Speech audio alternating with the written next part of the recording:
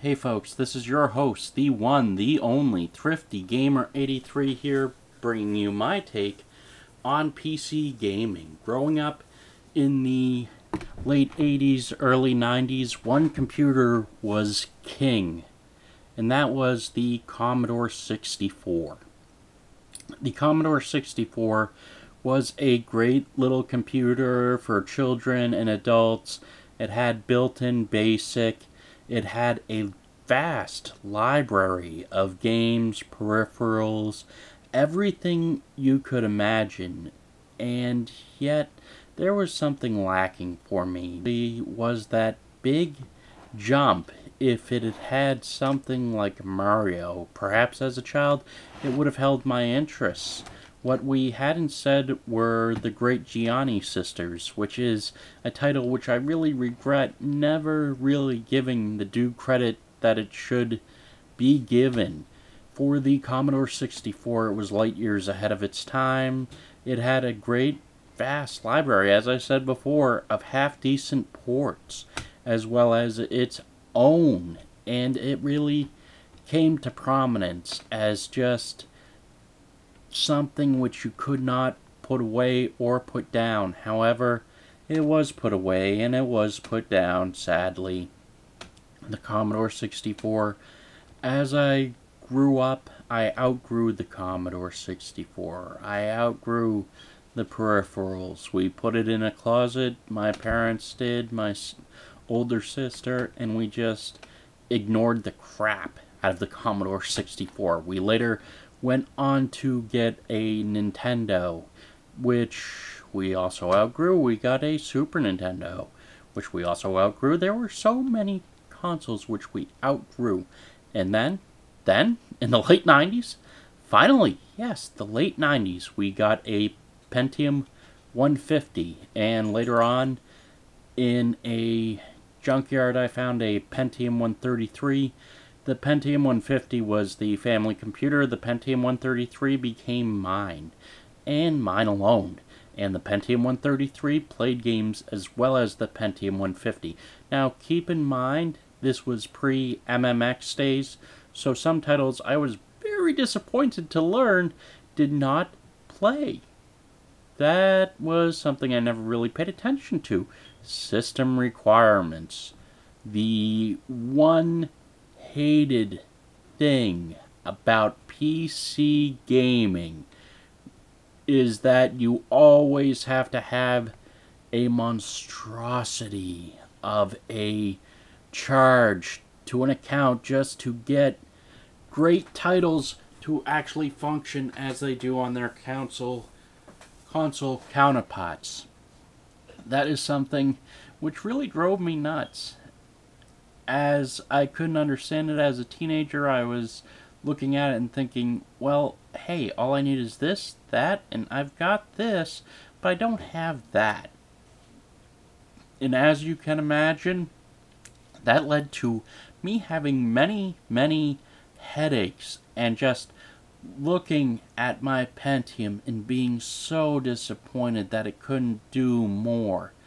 And then a few months later, I actually found a Pentium 2 500 megahertz out of the same junkyard, and that worked just fine.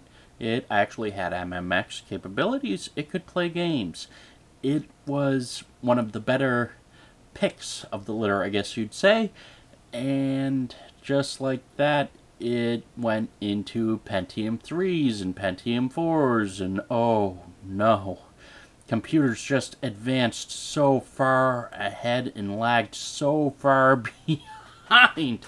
Because really, you would have a game which you absolutely wanted to play, and yet you didn't meet the requirements. It was kind of like a cutoff date. It was kind of like, okay, this is for a Pentium 3, so guess what, Pentium 2 user? You're not going to play me.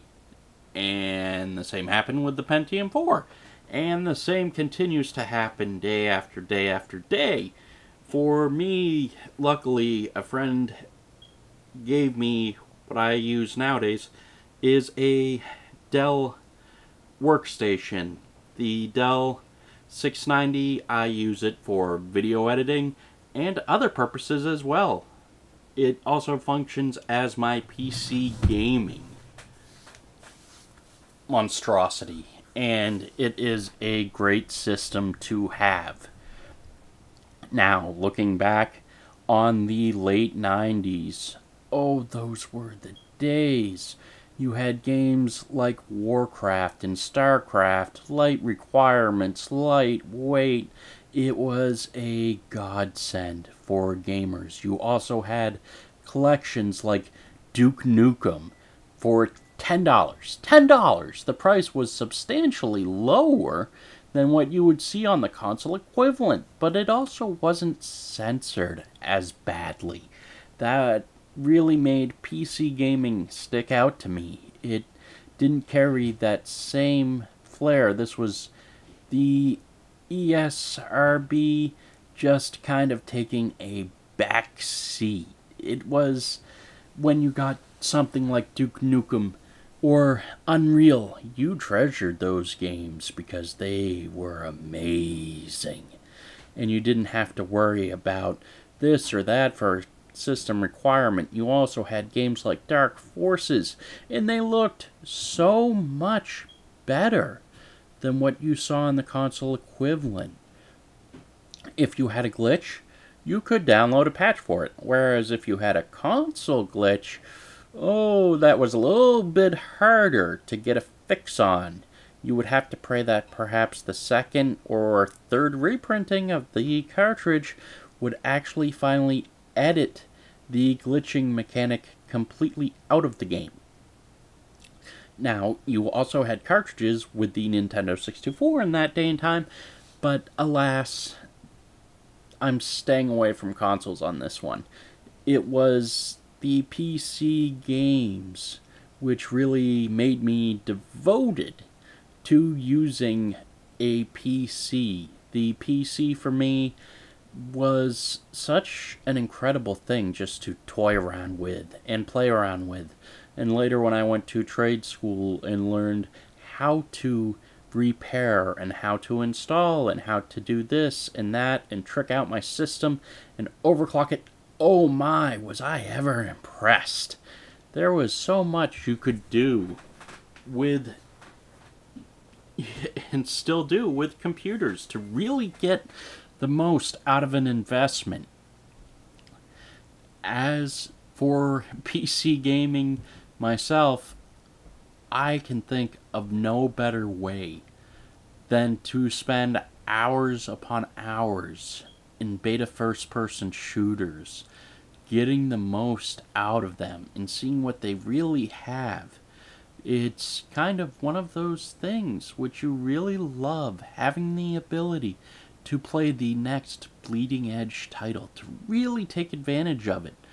For me, PC gaming since the days of the Commodore 64 have always been so far ahead, and yet it lacked the licensing of something like Nintendo. And then you could get a port, but oftentimes the ports did not really hold up, and there was always a little something missing from the cartridge magic which you saw. But if you got a PC exclusive, say a Commodore 64 exclusive, you knew you were getting gold, an Atari ST, an Amiga. You really felt drawn to these systems. You could really see why you would want to play them.